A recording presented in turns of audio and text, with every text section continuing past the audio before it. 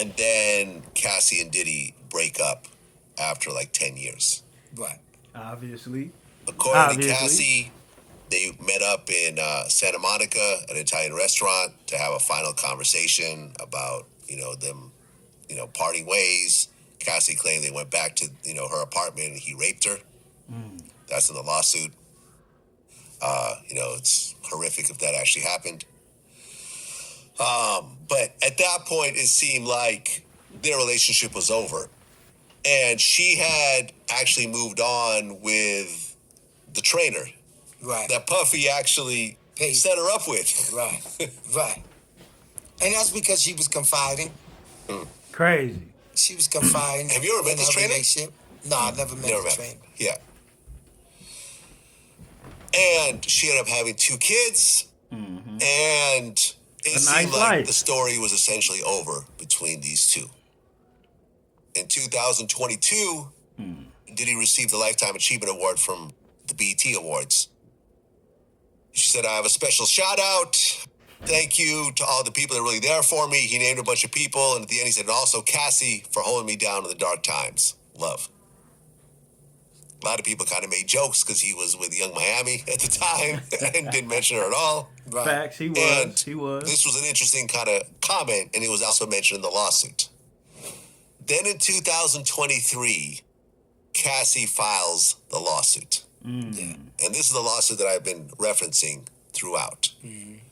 Now, right before this lawsuit gets filed, you and Diddy talk. Right. How'd that conversation go?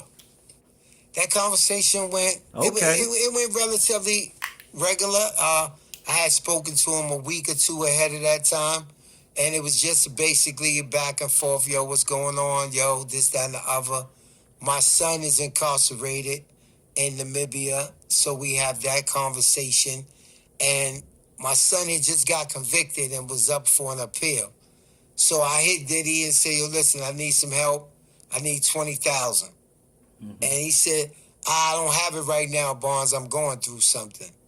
And like I said, I mentioned this before. You know what I'm saying? I'm like, okay, cool. I'll leave it at that. Right. Then he says, yo, but I may need your help. So with him going to legal things with Diageo and Ciroc for me. Now, this is where I, as a man, have a problem at. You already know everything you know about this guy and what he been doing, which is all the stuff you've been telling us, right? And in your mind, it's so wrong. And in your mind, you hate it and all of these things. You already got away from him. If he's such a bad guy, you don't work for him no more. Why would you be calling to ask him for money?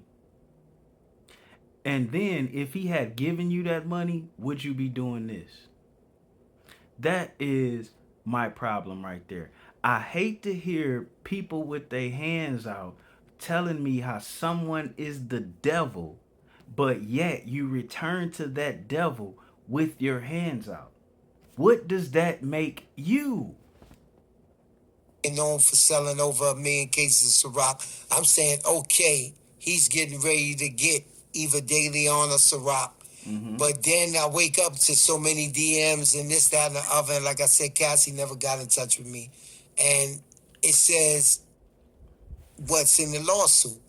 And I said, by him telling me that he needs my help, I put 2 and 2 together that he was going to try to go to trial with this. And if he went to go to trial, he had to reach out to me to get my help because he knows that I'm in the lawsuit. But you already reached out to him, so why wouldn't he reach out to you though, Bond? He tells me I need your help with this. But then when I see everything about it, he texts me and says, yo, you know I'm here for you. I'm here for you. If you need anything from me, he said hit KK or hit Julie Greenwald, which is his PR person. And he said, because I don't always look at my phone and everything like that. And I just decided not to hit them and everything. I just said, we talked one time, we spoke, and they started telling me, well, Bonds, people are going to reach out to you. So they start trying to do damage control instead of talking about... Did you talk to him or did you not talk to him? Because you just made it seem like you didn't talk to him after that initial talking. And now you're telling me after. what they wanted to, what they wanted of you. I'm not calling this man a liar, but his story is a little disheveled. Other things, if I don't need you to talk to this person from the Post, they against Puff. I don't need you to talk to this person and that person. They started trying to direct me to who to talk to and who not to talk to. So in my mind, talk to Julie Greenwald. I read the lawsuit. At this particular time now, I go and I read the lawsuit. Yeah. And that's when I made up my mind, when I read that lawsuit, that I had to go against him because it was the only way that he could be stopped. Like, honestly, it was the only way he could be stopped. As if I didn't know so many women and so many allegations were going to come out, but I knew these allegations to be true. And anything that I could do to help her in that situation, I was going to do. Yeah, you were the first people that publicly spoke out and said, yes, this actually happened. I was there. This mention of me is actually accurate. And everybody thought I was lying. Yeah. And I was saying, how could you think I'm lying if she mentioned me? I'm off in the moondocks now doing what I got to do. I'm not bothering nobody. I'm doing what I have to do. And I got dragged into it. And I always say, by me... You ain't get dragged into it because you already admitted yourself before all this came out. You and him was conversing and you asked him about the 20 large. And he said he going through something. Which ain't no reason to get sensitive because there's no way he could have gave you 20,000 cash and you a witness in his case he got coming up. But he couldn't tell you that. See, we all playing games, but we know how it works when you getting sued or you got some legal situations going on. If you a witness, whether he wanted to give you that money or not, if you had said the slightest thing in his favor, the fact that he gave you that money would have came up. That's why he could not do that, and you know that. Getting dragged to it. You got to remember, Puff doesn't travel with nobody less than 6 or 7 people. Unless he's going to do, I think one time we went to rehab and it was just me and him in Mexico while he... I'm done. You can't say you took this man to rehab or went to rehab with him and then turn around and say you didn't know he had a problem that bad.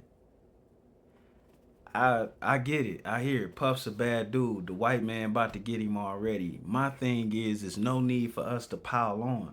We do not have to keep piling on each other whenever one of us gets in trouble. We need to stop it. Damn sure shouldn't be doing it for a living. We out.